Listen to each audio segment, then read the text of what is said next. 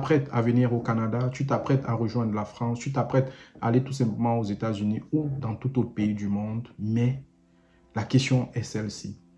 Une fois à l'aéroport, comment est-ce que tu vas t'en sortir? Arrivé à l'aéroport à Montréal, à Edmonton ou à Ottawa, qu'est-ce que tu deviendras? Voilà la question que je m'en vais te poser. Alors, si tu ne me connais pas, moi, c'est tout simplement Samuel Boumso, l'immigrant africain. Ce dernier qui t'aidera à répondre à un certain nombre de questions, surtout pour ton intégration ici au Canada. Ça fait bientôt 3 mois que je suis sur place où j'ai fait tour à tour plusieurs villes, j'ai fait tour à tour plusieurs emplois où j'ai postulé à un maximum. J'ai eu beaucoup d'échecs. J'ai également eu plusieurs succès. Et oui, ça fait 8 ans que je suis à l'extérieur. J'ai fait tour à tour plusieurs pays, hein. La Russie, la France, la Lettonie, la Belgique, l'Allemagne. Plein de pays. Et aujourd'hui, je suis au Canada, pays qui, sur les réseaux sociaux, ne cesse d'être fustigé parce que nous voyons beaucoup de réformes venir. Nous voyons beaucoup de réformes être faites aujourd'hui par l'administration locale.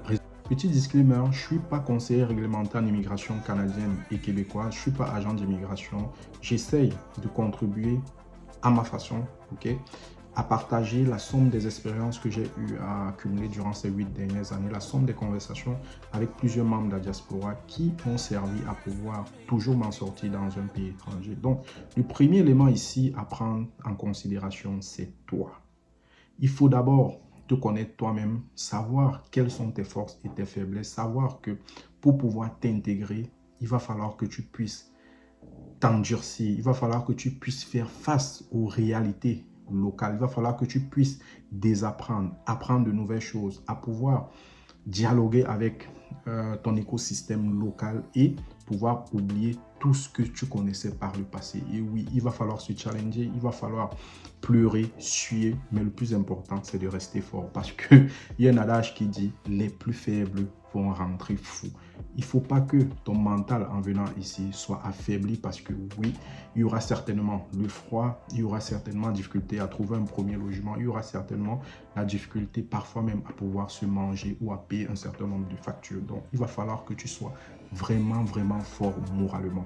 Et il faut cultiver la patience parce que dans un pays comme le Canada, oui, certes, tout est manuscrit, tout est écrit, mais pour pouvoir aller à la source, pour pouvoir aller puiser la bonne information, parfois, il te faut des journées où tu vas appeler, où tu vas réseauter. Il va te falloir des journées, des semaines pour avoir la bonne information et obtenir ce que tu es en train de rechercher. La deuxième chose, on va directement droit au but, les amis, c'est le réseautage. Oui, tu as eu ton visa. Oui, tu aimerais aller dans un nouveau pays. Oui, tu viens même d'arriver dans ce nouveau pays, mais comment est-ce que tu vas t'en sortir? Raison pour laquelle je m'en vais tout simplement vous mettre un lien en commentaire de cette vidéo où je vous partage mon groupe fermé WhatsApp qui est facile à intégrer.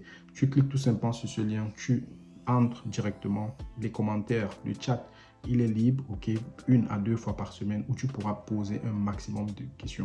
Que tu sois ici au Canada, que tu sois à l'extérieur, que tu aies déjà ton visa, que tu ne l'aies pas.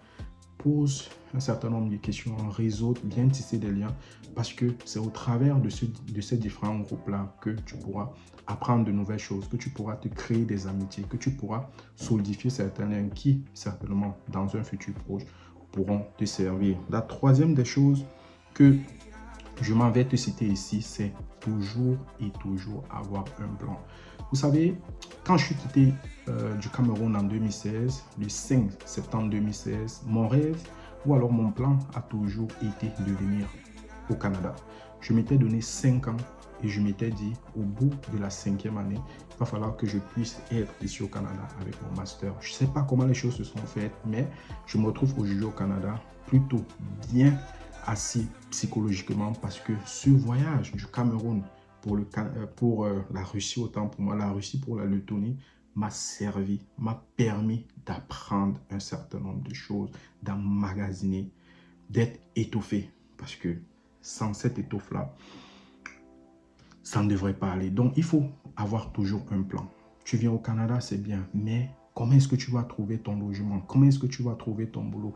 Il y a tellement de secteurs d'activité. Est-ce que, par exemple, si tu es médecin au Cameroun, en Russie, en Chine, tu aimerais venir exercer ici dans le secteur médical au Canada? Si oui, quelles sont les démarches administratives à faire pour que ton diplôme, dans un premier temps, puisse être reconnu, pour que ton expérience ou alors la somme de tes expériences professionnelles que tu as pu accumuler jusqu'à date puisse être tout simplement reconnue ici et pour qu'enfin tu puisses intégrer l'ordre des médecins du Québec, du Canada.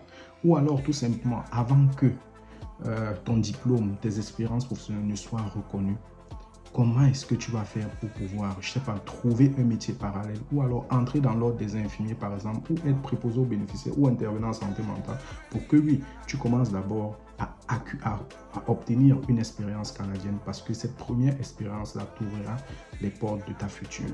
Ok? Ouais, c'est ce que je peux dire. Maintenant, si tu es, je ne sais pas, ingénieur en pétrochimie, tu es informaticien, tu es comptable, tu es analyste financier, tu es project manager. Je vais citer plusieurs emplois comme ça, juste au revers de la main.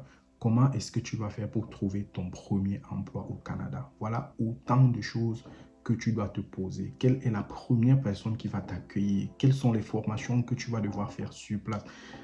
Tu dois même savoir le taux horaire quand tu arrives sur place, vers quelle entreprise tu dois te diriger.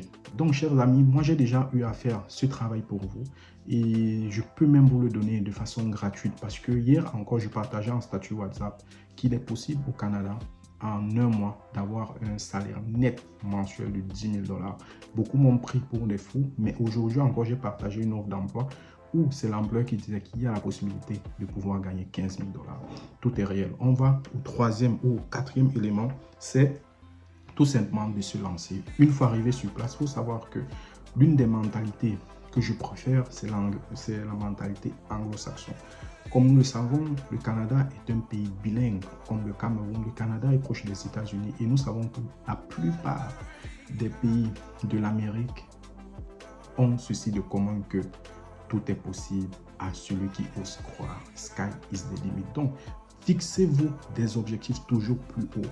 Allez vous challenger, allez bosser dur, allez faire des métiers, même parfois, qui sont salissants. Mais l'objectif, c'est de pouvoir y arriver, de capitaliser sur un flux financier entrant, d'épargner et de se lancer dans plusieurs business. Aujourd'hui, on ne parlera pas d'argent parce que ce n'est pas ça l'objectif de cette vidéo. L'objectif de cette vidéo, c'est de te donner certains points qui te permettront de t'intégrer directement. La troisième chose ou la quatrième des choses que je m'avais cité ici, c'est aller à la source de l'information. Vous savez, une semaine après mon arrivée à Québec City, qui est une ville de la province du Québec, oui, je suis allé faire une formation en PDSB, ok, principe sécuritaire de déplacement de personnes. Et j'avais rencontré des infirmières camerounaises au nombre de 3. On était en train de partager, de réseauter là. Et elles m'ont dit qu'elles ont une expérience de plus de 10 années. Mais ces dernières étaient, comment on appelle ce métier-là, travaillaient dans des chambres d'hôtel. Donc leur métier était tout simplement de dresser les lits, de refaire les lits, de vider les poubelles et tout.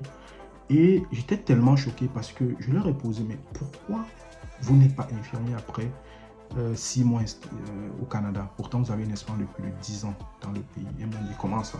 Est-ce que c'est possible? J'ai dit, oui, c'est bel et bien possible.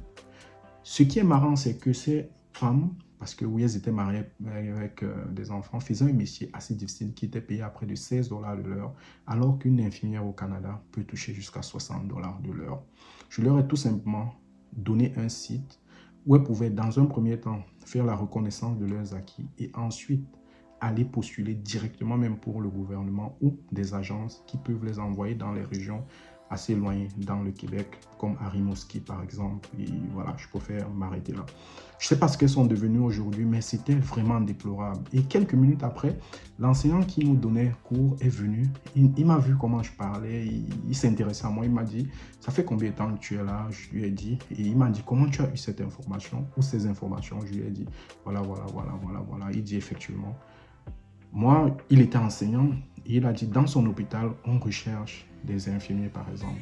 Il a pris le contact des dames et j'ose espérer qu'elles ont appris et qu'elles ont commencé ce nouvel emploi, qu'elles ont abandonné ces emplois qui étaient rémunérés à 17 $ de l'heure. C'est vraiment incommensurable. Donc, comme pour vous dire, il faut aller à la source de l'information. Prenez vos téléphones une fois que vous êtes ici, appelez, emmagasiner un maximum de connaissances. Parfois, ces informations se retrouvent sur TikTok, ces informations se retrouvent sur YouTube.